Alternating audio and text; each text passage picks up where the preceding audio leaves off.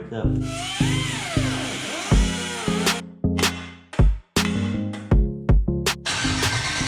What is up, everybody? Welcome back to another Nasty Love build video. In our last video, we were attempting to test fit the transmission, but as it turns out, I didn't get the engine block plate like I was supposed to with my bell housing, which was with a transmission kit that I got from Speedway Motors. That's a little bit of a setback. I don't actually know when I'm getting that in, so hopefully it's soon, but we'll see. I mean, the part could even be back ordered through the company. I honestly don't know. They haven't given me an update yet. However, there is still a lot of stuff that we can do around the engine as far as like putting on the accessories. I got some new headers for it and hopefully they'll fit. We will see about that. And I basically just want to make sure everything's going to fit. I want to mock everything up, maybe final install like the water pump, final install the headers, because I don't see why we can't do that type of stuff right now. So I guess let's just get to work. All right, so I actually have our new driver's side header here. And I already mocked it up and marked where we're going to have to clearance it. I already knew I was going to have to clearance this because the steering shaft is pretty much in the way no matter what. So let's get to hitting.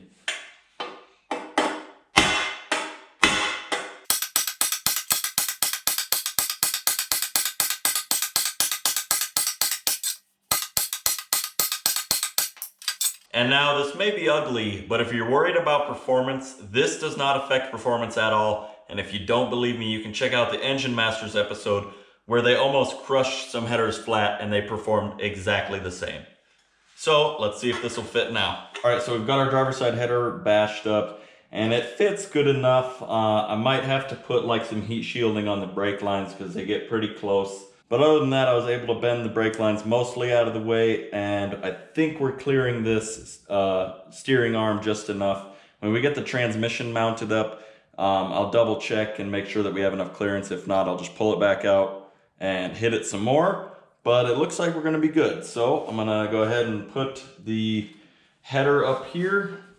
I'm gonna bolt it up and put the exhaust gasket on.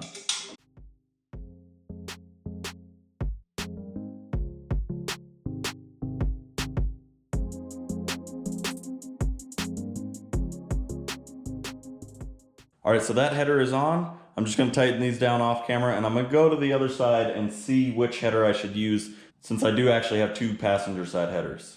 Now, looking at the header on the passenger side, as you guys can see right here, it is pretty close to this battery tray. The only other clearance issue we have here is this pipe hitting this plastic inner fender liner, which honestly isn't that big of a deal, but I just wanna see how the other header fits. So we're gonna go grab that, toss it on and see if I like the fitment better. If not, we'll just use this one. No big deal. All right, so looking at this one, it's actually kind of strange. This is definitely an LS header, but it hits the block in two places. It hits down here and down a little further. You guys probably can't see that. So it's almost like this header doesn't fit the LS itself. It fits the truck slightly better than the other header, but this does not even fit the LS. So I think this means we're gonna go back to the other header. Even though it does touch this plastic wheel liner, we'll just get rid of that. It's not a big deal. But I like the fitment of the other header more. So this one is going to go in the spare parts bin.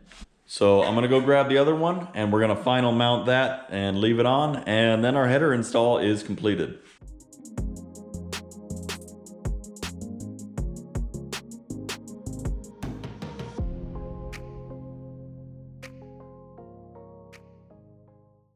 All right, so I laid out our entire accessory drive here on the table. We have what I think is gonna be everything we need to get a belt on this thing. We have our steam pipe kit over here. These are just block offs for the rear, those are factory. So we have our steam pipe adapter here, and normally the steam pipe goes somewhere to the radiator or the coolant expansion tank. But I saw a cool video actually here on YouTube where you can drill and tap a hole into your water pump on a muscle car. It's on the top, on a truck pump. It is on the front, but this flat spot right here, we are going to drill in, do a, I think it's 1/8 inch MPT thread, tap it, and then we will be able to run a line from here to our steam pipe adapter here, and that will work in place of running it to the radiator. So we're actually going to start out with that before we put the water pump on, because the water pump is the first thing that we do have to put on. So I'm going to put this in our vise, we're going to drill and tap that, and we'll be able to put our water pump on.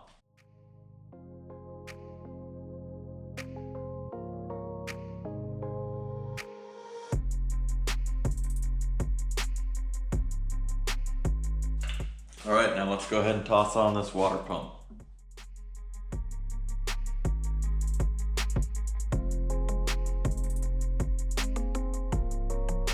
All right, that is one water pump installed. Now I gotta figure out how the rest of the accessories go on here, and I will install those as well.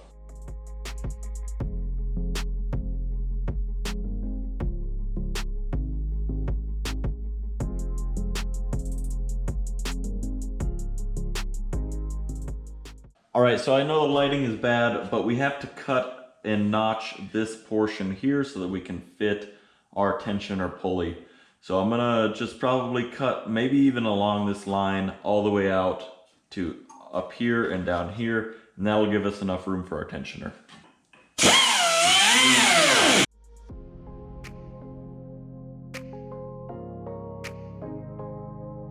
There we go, just like that, it is notched.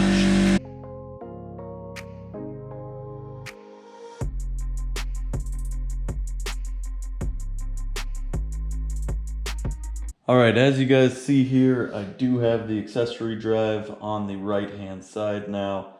This was quite the struggle. I stopped recording. I was getting very frustrated, and I'm actually done recording for the night. I'm gonna go to bed, because it's not good to work when you're extremely stressed out or frustrated over a project like this.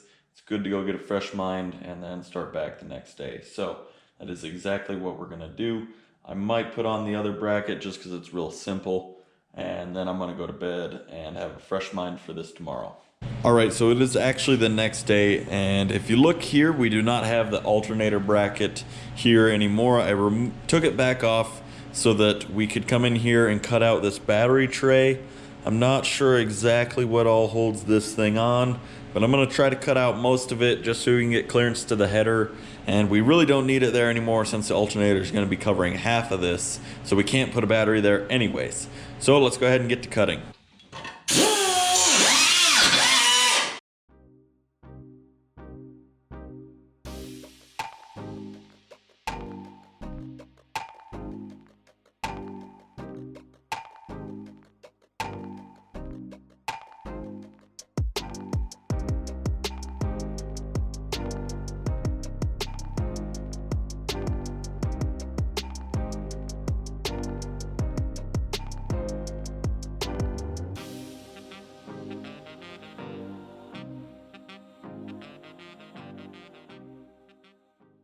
All right, and there we go. The main bulk of the battery tray is cut out.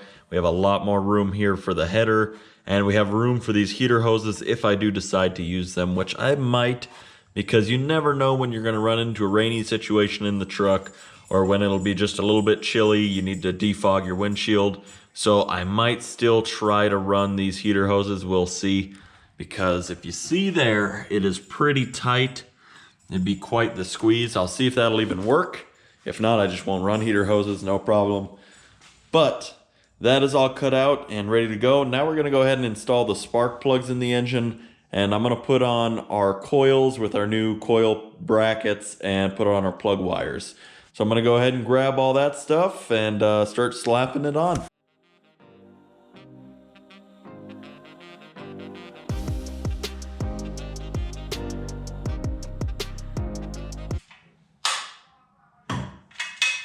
Did I just break that fucking plug? Broke a $7 spark plug. Not a huge issue, but really stupid nonetheless. So I guess I'll have to go get another one of those.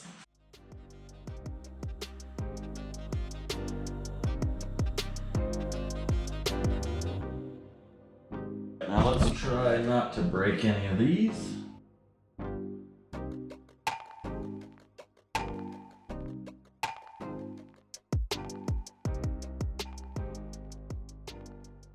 All right, so now we're gonna install all of our, I think these are like a LS2 or something like that style coil.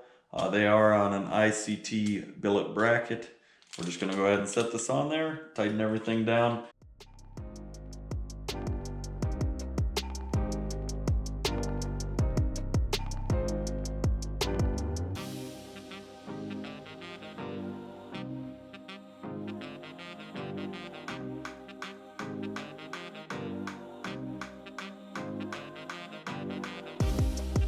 there we go. Now I'm gonna put on my plug wires and the heat boots for those.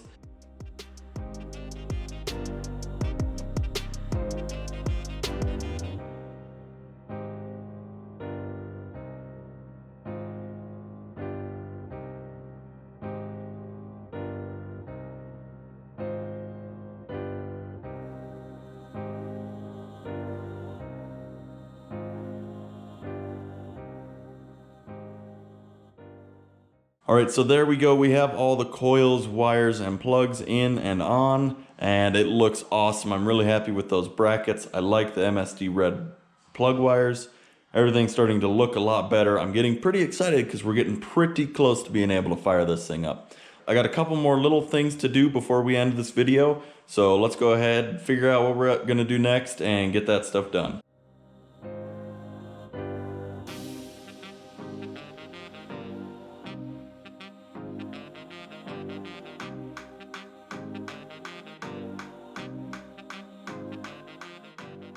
Okay, there we go.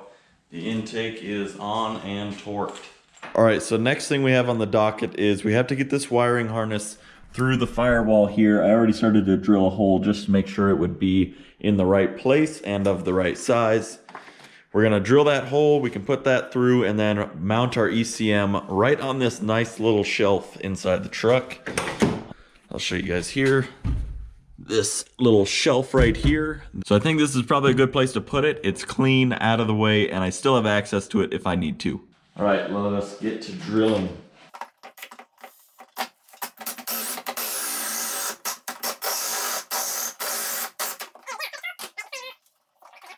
I'm gonna clean up the edges on this so they're not so razor sharp, and then we'll start feeding our harness through, and I will go back and put some like some door edge guard around that just so it doesn't cut up the harness.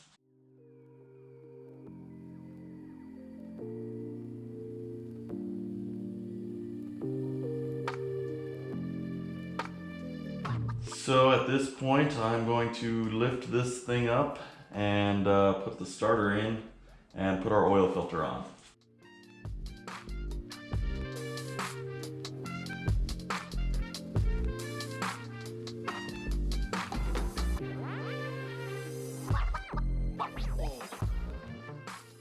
All right, there we go. Our starter is on and wires are attached. Now I'm gonna prime the oil filter, lubricate the gasket, and stick that on. All right, we've got our oil filter here. It is primed and the gasket is lubricated. I'm gonna go ahead and put this on the engine, and then we're gonna drop the truck down and fill it with oil. All right, so big fast forward here. I think last you guys saw I was putting on the starter. I also primed the oil filter and put that on. I filled the engine with oil, and I connected all of our electrical connections around the engine, and I also temporarily wired in the ECM and got that all hooked up. I believe I set it up correctly. I'll have to double check. So this thing should be able to crank from the factory LUV ignition switch. So I'm gonna go ahead, get in the truck, and see if we can get it to crank over. All right, let's see if we can get this thing to crank.